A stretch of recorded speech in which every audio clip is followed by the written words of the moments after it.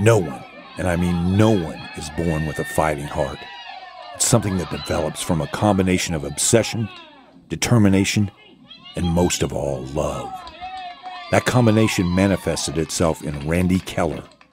Randy was born to Carol and Don Keller on August 11th, 1975. Randy was a soft-spoken kid who loved animals, magic tricks, and was quite mischievous. He really liked to be a prankster and make you laugh. He liked to make people laugh. So he was very mischievous. Knew how to push my button, just like best friends do, right? You kind of figure out how to push buttons. He could push buttons like crazy. We couldn't play cards if we wanted to play a game of cards because all the cards either had a corner torn off of them or marks on them or something, so he could do his magic tricks with them. He loved the card tricks, so he'd do these card tricks, but he wouldn't tell you how. He'd drive me crazy. He liked to eat breakfast for dinner. He liked to listen to Pink Floyd, play golf and hockey. He would lie on the floor in his sleeping bag to watch movies on TV. Randy always wore a baseball cap. He really had a love for animals and would take pictures of them, would take the roll of film and get it developed, and when I got them back, I always had mostly pictures of our animals. Lance Lawner wrote in an article he wrote about Randy, he said after he got into high school, you just couldn't shut the guy up. Randy had an older brother, Ross, and an older sister, Rebecca. Oh, how he loved and admired those two. And oh, how he recruited them as his accomplices in his hijinks. He liked to wrestle with Ross and Becca all the time.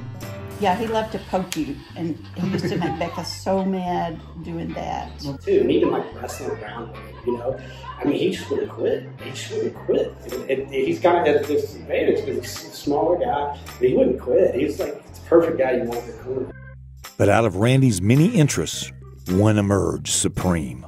Randy had a special love for baseball. Baseball was always my love, and it was always Randy's love as well. Our friendship kind of revolved around baseball, and when we weren't playing organized baseball, we played a lot of wiffle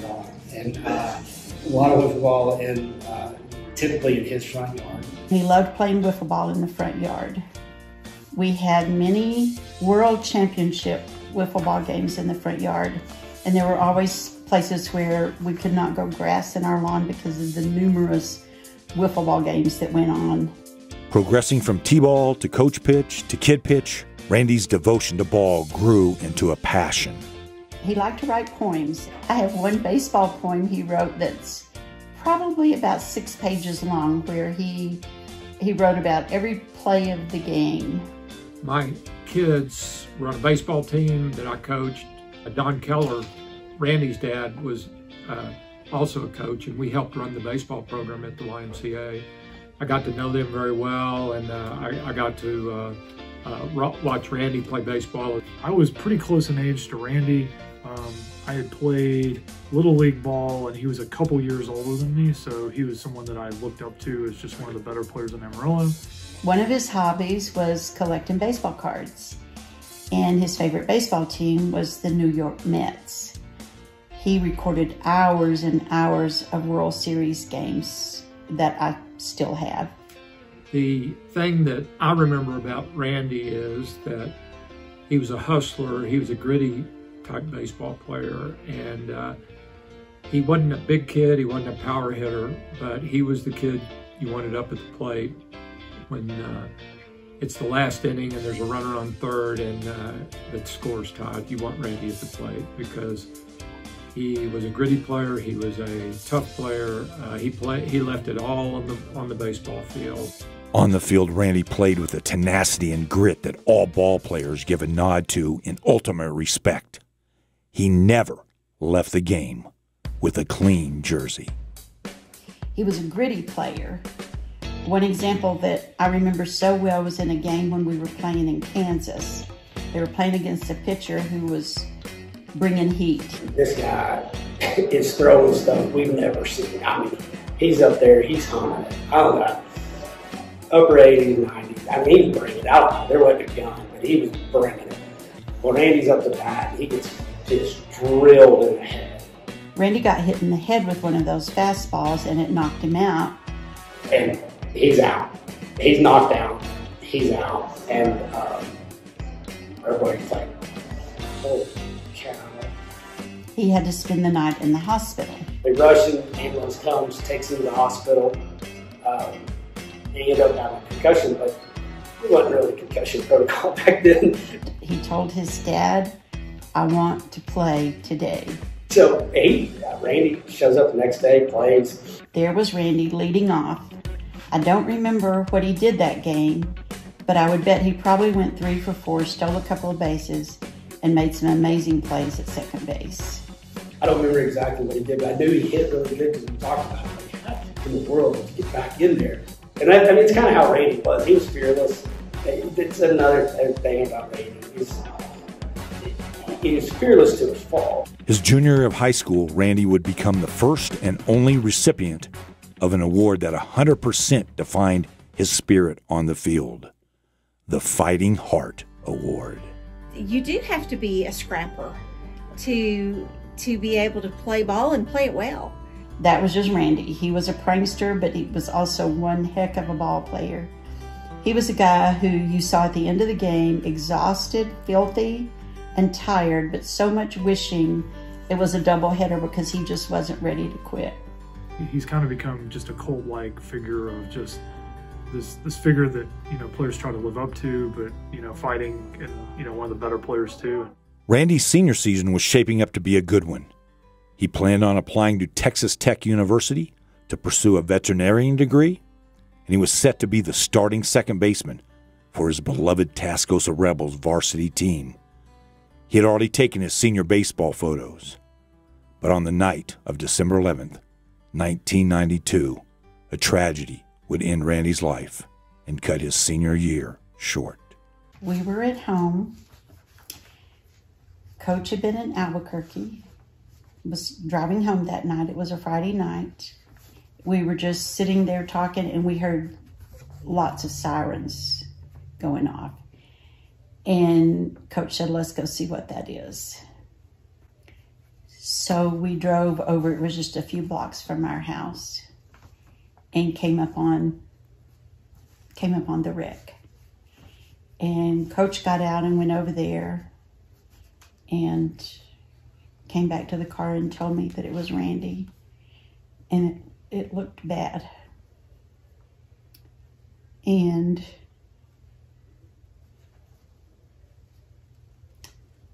I got out of the car and just walked over there to where his car was. They were putting him in the ambulance. And I remember just praying, walking over there, Jesus, no.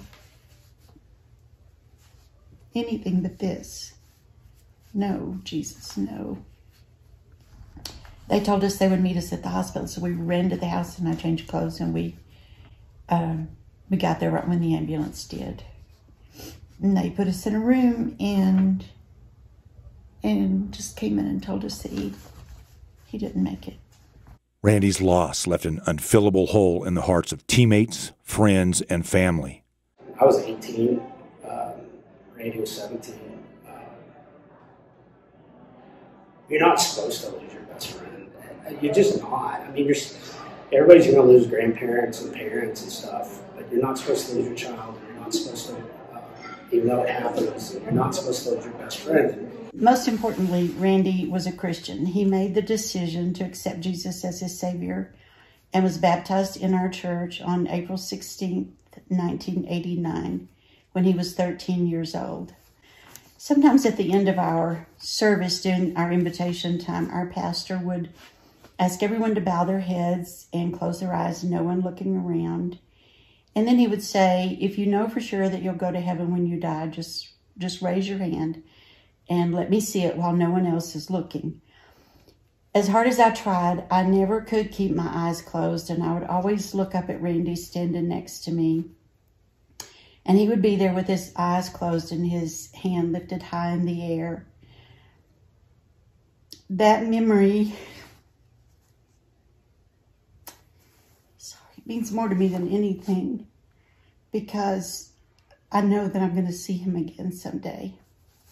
And although the scrappy second baseman would never turn another double play, would never again slide headfirst into home plate, and would never be seen leaving the field wearing that dirty jersey, his fighting heart would continue to have a profound effect on the baseball community of Amarillo.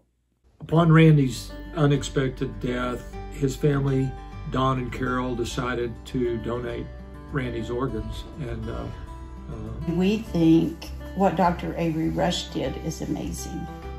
I'm an eye surgeon, and I do corneal transplant surgery. And as it would happen, they donated Randy's corneas. And because of that life gift and Dr. Rush performing the surgery, his patient regained his sight. And I actually gave sight to 2 people by doing corneal transplants on them with Randy's donated corneal tissue. I often joke about wondering if that person had a hard time hitting a curveball like Randy did. It was a very emotional and very amazing time. A few days before Christmas, Dr. Rush came to our house and told us he had a gift for us. That gift was the dream of keeping Randy's spirit and memory alive forever. The reality of that dream is the Randy Keller Fighting Heart Baseball Scholarship. On Randy's unexpected death, we formed a scholarship to honor him. When someone passes away or someone wants to honor someone with a scholarship, the Randy Keller Scholarship is always one that people kind of hold up as an example. It's amazing to see the back end of a tragedy that happened, all the unbelievable positive things that's come out of that. It used to be at the beginning of each interview, Carol Keller would sit down and tell each interviewee about her son. And oh my gosh, you know, as a mother, it's hard. Yeah, I think it's like turned into a bigger legacy than when it even started, what we even thought it would be. And so like almost every baseball player in Amarillo is going to have heard of Randy Keller and the Randy Keller Scholarship. So what a great legacy for the Keller family. We try to get the person that we think is going to succeed and represent us well. We get given the award 30 times. We give it to the baseball player that reminds us most of Randy, that has a fighting heart, is gritty, plays baseball, has a passion for the game. Dr. Rush has really stepped in and continues to contribute. And then there are also some family members that contribute, as well as dear friends of the Kellers. This scholarship was started back in 1993. The interview selection process is one of the most important things we do every year. Randy brought us so much joy and happiness. He was a great son, brother, and friend. And I hope when you leave here today, you feel like you know him. After nearly 30 years, Randy's generation-long legacy continues to encourage and inspire those with fighting hearts.